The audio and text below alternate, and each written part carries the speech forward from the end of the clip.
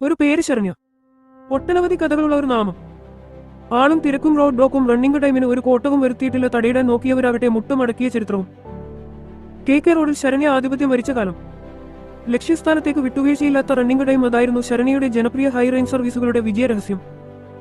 പിന്തിരിപ്പിന് അവകാശവാദങ്ങൾ അലയടിച്ചു. എന്നാൽ ജനങ്ങൾ തങ്ങളുടെ സമയത്തിന് ശരണ്യ മോട്ടോഴ്സിലൂടെ വേഗതയെന്ന പര്യായം നൽകി.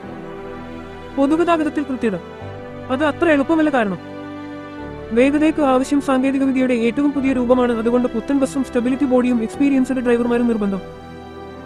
ഒരു ഓപ്പറേറ്ററിന് തന്റെ ഒന്നോ രണ്ടോ വണ്ടികളിൽ ഈ പറഞ്ഞവ നിറവേറ്റാൻ സാധിക്കും. എന്നാൽ തന്റെ കീഴിലുള്ള മുഴുവൻ വാഹനങ്ങൾക്കും ഒരേ അളവിൽ ജനങ്ങളെ ആകർഷിക്കാൻ സാധിച്ചിട്ടുണ്ടെങ്കിൽ ശരണ്യയുടെ ഈ മേഖലയിലെ നിസ്വാർത്ഥ സേവനത്തിന്റെ ഫലമാണ്.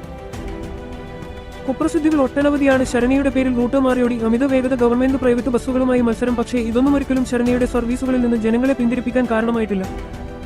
വസ്തുതകൾ പലതുണ്ടെങ്കിലും മാറുന്ന യുഗത്തിലെ യാത്രക്കാർക്ക് ആവശ്യം കൃത്യത, വേഗത കുറഞ്ഞ ചിലവ്, സുരക്ഷിത യാത്ര, ഇതൊക്കെ ഒരേപോലെ ഒരേ അളവിൽ നിറവേറ്റിയിരുന്നു. ഒരു ബസ് ബ്രേക്ക് ഡൗൺ ആയാൽ ഉടനടി സ്പെയർ ബസ് എത്തിയിരുന്ന കാലവും ശരണ്യക്കുണ്ടായിരുന്നു. രാവിലെ 5 മിനിറ്റ് വൈകിയാൽ എന്താ ശരണ്യ ഉണ്ടല്ലോ എന്ന ചൊല്ലുകൾ വരെ മധ്യകേരളത്തിലെ വീടുകളിൽ നിറഞ്ഞ കാലം. രണ്ടറ്റും കൂട്ടിമുട്ടിക്കാൻ ജീവിതത്തിൽ പാടുപെടുന്നവന് കുറഞ്ഞ ചിലവിൽ സെസ് കൊടുക്കാതെ വേഗത്തിൽ യാത്ര ചെയ്യാൻ പറ്റുന്ന ഉപാധി. ഇന്ന് ഇതെല്ലാം വെറും ഓർമ്മകൾ. നിയമകുരുക്കിൽ ശരണ്യ ഒറ്റി തളർന്നു.